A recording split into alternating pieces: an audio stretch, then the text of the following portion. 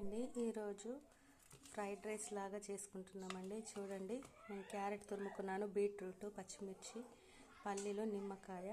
దానికోసము అన్నం చేసుకొని ఆయిల్ వేడి చేసుకున్నానండి.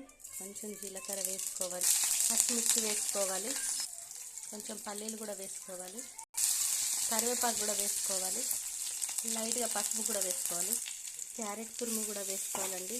చాలా కలర్ఫుల్గా కనబడుతుంది. ఒకసారి ఇలా ట్రై చేసి చూడండి, చాలా టేస్టీగా ఉంటుంది, హెల్దీ కూడా. ఎప్పుడు ఒకేలాగా పులిహోర కాకుండా ఇలా చేస్తే చాలా బాగుంటుంది. సాల్ట్ కూడా వేసుకున్నానండి, కాస్త నిమ్మకాయ కొద్దిగా పిండుకోవాలండి. రైస్ వేసేసుకున్నానండి, బీట్రూట్ వేసుకున్నానండి, ఎందుకంటే పైనుంచి వేసుకోవాలి, కొంచెం ఫ్లేవర్ చాలా బాగా వస్తుంది. నిమ్మకాయ కూడా మొత్తం పిండేసుకుంటున్నాను, కలుపుకోవాలి, చాలా బాగుంటుంది, కలర్ఫుల్గా కనబడుతుంది.